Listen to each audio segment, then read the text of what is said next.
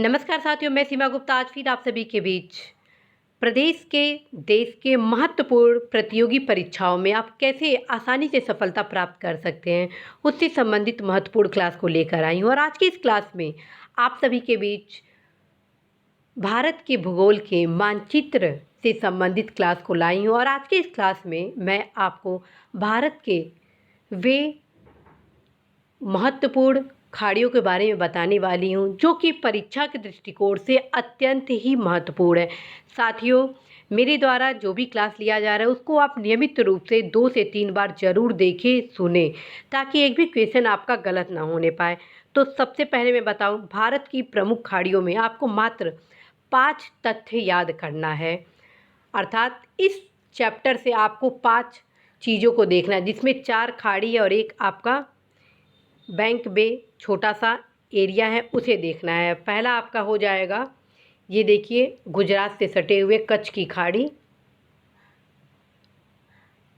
पहला आप ये याद करेंगे कच्छ की खाड़ी को, इसके लोकेशन को देखिए, गुजरात के पास है। दूसरा कैम्बे की खाड़ी, इसे भी देखिए, गुजरात से सटे हुए हैं। और तीसरा आपका ये बैंक बे है। इस लोकेशन को पहले आप गौर से देखिए। मुझे उम्मीद है कि आप देख लिए होंगे कच्छ की खाड़ी, कैम्बे की खाड़ी और बैक बे। अब आते हैं 2 अन्य खाड़ी को, जो कि परीक्षा के दृष्टिकोण से बहुत ही महत्वपूर्ण है साथियों। तो पहला हो गया आपका ये यहाँ पे मन्नार की खाड़ी, और दूसरा ये हो गया पाक की खाड़ी। ठीक, यानी 5 खाड़ी कौन कौन सा आपको याद करना है? कच्छ की खाड़ी, कैम्बे की खाड़ी, मन्नार की खाड़ी, पाक की खाड़ी और बैक बे। अब जानते हैं इसके बारे में। आप ये लोकेशन देख लिए, कच्छ की खाड़ी, कैम्बे की खाड़ी, बैक बे, और ये आपका पाक की खाड़ी और मन्नार की खाड़ी। कई बार ये क्वेश्चन पूछे गए हैं और ये परीक्षा के दृष्टिकोण से बहुत महत्वपूर्ण है साथियों। भूगोल का जो आने वाले कुछ समय में मेरे द्वारा क्लास लाने वाली हूँ, वो आप सभी के लिए वरदान साबित होने वाला है। लेकिन ये तभी साबित होगा जब आप मानचित्र पर अच्छी पकड़ को बनाए रहे। तो सबसे पहले आप मेरे द्वारा क्रमबद्ध रूप से जो वैज्ञानिक तरीके से मैं क्लास ले रही हूँ उसको आराम से करिए, क्योंकि मेरा उद्देश्य आपके 1 मिनट को 100 मिनट में कन्वर्ट करना। अब आते हैं सबसे पहले कच्छ की खाड़ी के बारे में जानते हैं। कच्छ की खाड़ी क्यों महत्वपूर्ण है और परीक्षा में इस खाड़ी से कौन कौन से प्रश्न पूछे जा सकते हैं। पहले तो लोकेशन हो जाएगा कि कच्छ की खाड़ी किस प्रदेश के समीप है, तो सीधे सीधे हो जाएगा गुजरात, यदि आप मैप देखे होंगे। दूसरा क्वेश्चन बनेगा, कच्छ तथा काठियावाड़ प्रायद्वीप को अलग करने वाली पश्चिमी गुजरात में स्थित कौन सी खाड़ी है, तो वो हो जाएगा आपका कच्छ की खाड़ी। ठीक है।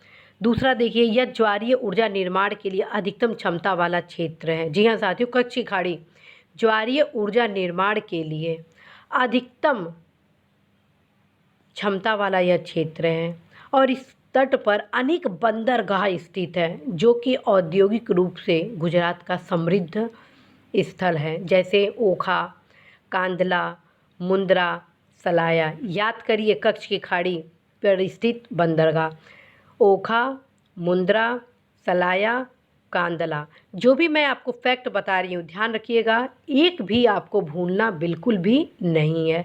अब आते हैं हम कैम्बे की खाड़ी पर। जी हाँ साथियों, अब हम आते हैं कैम्बे की खाड़ी पर। देखिए, अब हम आते हैं कैम्बे की खाड़ी। तो कैम्बे की खाड़ी को क्या कैसे हम जाने समझे, तो पहले तो देखिए, यह काठियावाड़ प्रायद्वीप और गुजरात को अलग करती है। कैम्बे की खाड़ी काठियावाड़ प्रायद्वीप और गुजरात को अलग करती है। ठीक, यह दक्षिणी गुजरात में अवस्थित है। देखिए, इसका लोकेशन दक्षिण गुजरात में अवस्थित है। ठीक, और यहाँ पर कई नदियाँ अपना मुहाना बनाती हैं, जैसे नर्मदा, माही, साबरमती, ताप्ती। तो इन चारों नदियों को आप कदापि भूलेंगे नहीं। वे 4 नदियाँ कौन है जो यहाँ पर मुहाना बनाती हैं? नर्मदा, माही, साबरमती और ताप्ती। आप प्रत्येक दशा में जो भी मैं फैक्ट बता रही हूँ उन्हें आपको याद करना ही करना होगा, यदि आप अपने परीक्षा के प्रति गंभीर हैं। और यह क्षेत्र क्यों प्रसिद्ध है, तो देखिए, यह क्षेत्र मग्न तटों में खनिज तेल और प्राकृतिक गैस कि यहाँ पर अपार संभावनाएं हैं। ठीक, यह क्षेत्र क्यों प्रसिद्ध है? खनिज तेल और प्राकृतिक गैस के लिए। और इस तट पर भी महत्वपूर्ण शहर अवस्थित है। कौन कौन से? भावनगर, सूरत, अंकलेश्वर। कौन कौन से? भावनगर, सूरत और अंकलेश्वर। तो आप इन दोनों खाड़ियों के बारे में आज जाने। कच्छ की खाड़ी की क्या विशेषता है और कैम्बे की खाड़ी की क्या विशेषता है। आपने देखा कच्छ की खाड़ी पर कौन कौन से शहर स्थित थे? कांदला, ओखा, मुंद्रा, सलाया। वहीं आप देखिए कि कैम्बे की खाड़ी के तट पर आपको भावनगर, अंकलेश्वर और सूरत शहर अवस्थित था। अब हम आते हैं अपने अगले बे पर, वो रहा बैक बे। तो सबसे पहले आप देखेंगे कि बैक बे किस प्रदेश के समीप है? तो ये हो जाएगा महाराष्ट्र। देख रहे हैं ये हिस्सा महाराष्ट्र का ये हिस्सा है। तो सबसे पहले आप देखेंगे ये महाराष्ट्र प्रदेश के समीप है, खास तौर पर मुंबई नगर स्थित है। इसी तट पर जो भारत की आर्थिक राजधानी है मुंबई नगर, यहीं पर स्थित है। यदि आप मुंबई गए होंगे तो अवश्य बैक बे को देखे होंगे। वर्तमान में इससे बड़ी मात्रा में भूमि प्राप्त किया गया है। ठीक, और बम्बई नगर का विस्तार इसी को हम देखते हैं। जब आप मुंबई जाएं तो अवश्य ही इस क्षेत्र की अवस्थिति को देखें।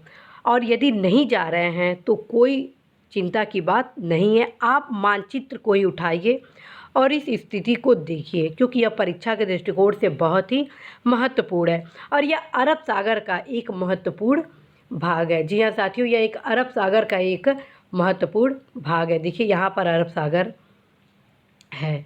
तो ये क्वेश्चन पूछे जाते हैं बैक बे किस सागर का महत्वपूर्ण भाग है, तो वो हो जाएगा अरब सागर। दूसरा हो जाएगा कि किस प्रदेश के समीप स्थित है, तो वो हो जाएगा आपका महाराष्ट्र। अब हम आते हैं अगले बंदरगाह पर।